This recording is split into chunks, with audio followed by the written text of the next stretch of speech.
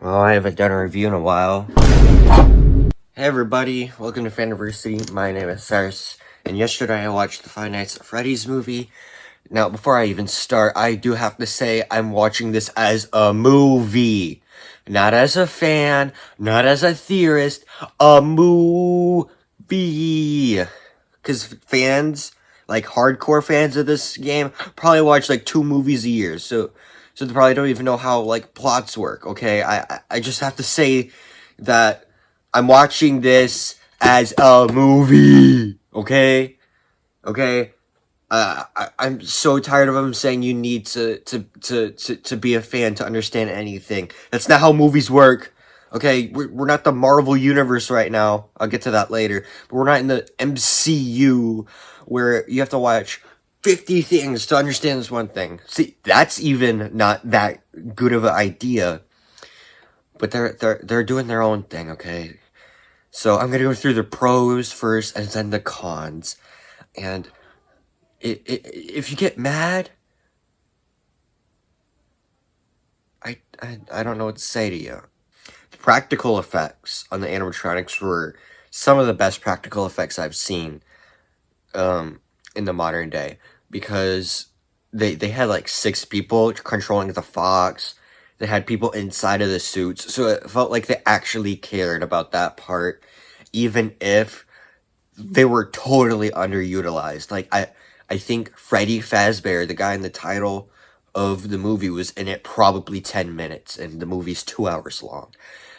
They really should have had more of them, because I don't even think Freddy like walked 15 steps.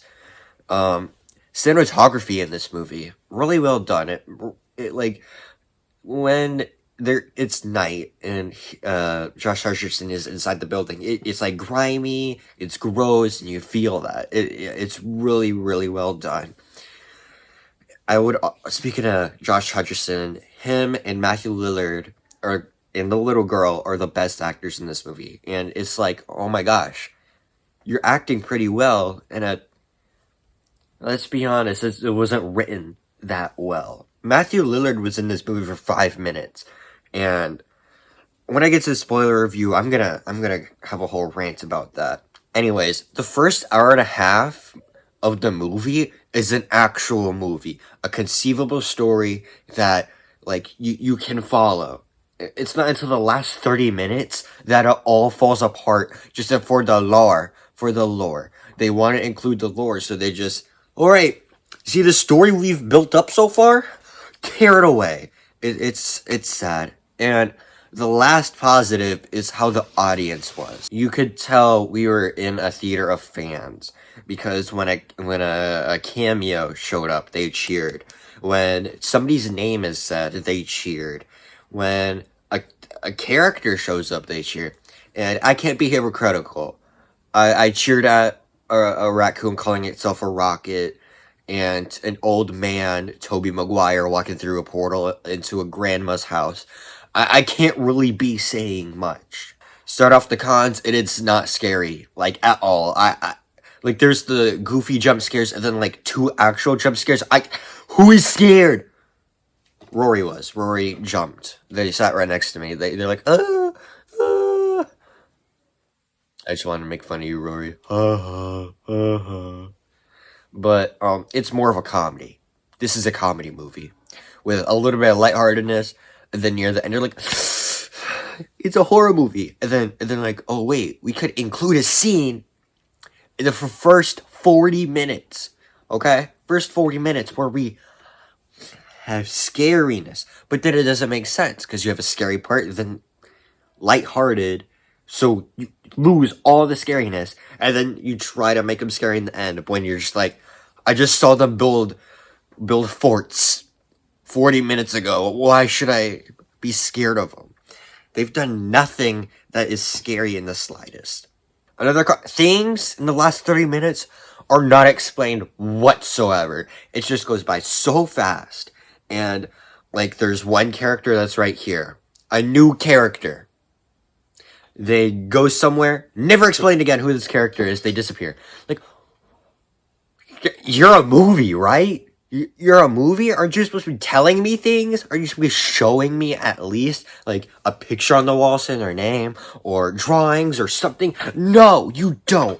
You just think, I know these things?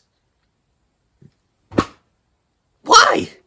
The writing with the cop, what she was given to say and her dialogue was terrible. She was the worst actor in the movie. Oh my god. This isn't spoilers, but in one scene, she's like, if you bring her tomorrow, I will shoot you. The audience laughed. I did too, because it was a terrible line delivery. But we laughed when it was like a serious scene. You were supposed to take that seriously. It came off funny. That's not supposed to happen. The writing in the last 30 minutes, I've already gone on a rant about 20 seconds ago.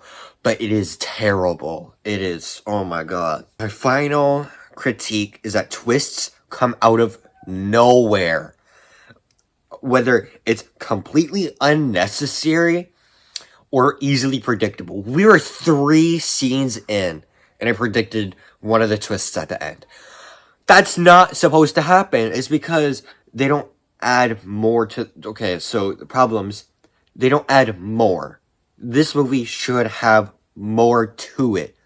With like 6 or 8 games, you should have a lot of things to work with, but they don't utilize it enough. And so when you linger on this one problem, you can already figure it out like 20 minutes in. You're like, oh, okay, I know what's gonna happen.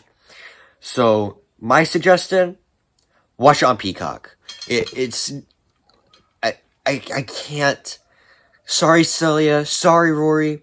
I didn't enjoy it because I didn't spend my entire life building this up. But I have 40 Marvel movies. I gotta give these people one chance to be happy. I give it a C minus, okay? Probably D plus, because I cannot. I'm reviewing what I'm receiving. What I'm receiving is not good. So I'm sorry for you fans, but I don't like it. For the fans, just go back on Peacock. Don't think of the lore or what you've known in the past. Just think of it as a newcomer and as a movie. Go on Peacock and rewatch it, because like you're gonna realize that it's not good. I want all the people that have watched this movie that are fans to just think and rewatch it, please.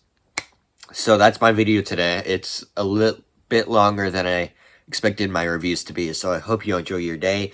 Bye!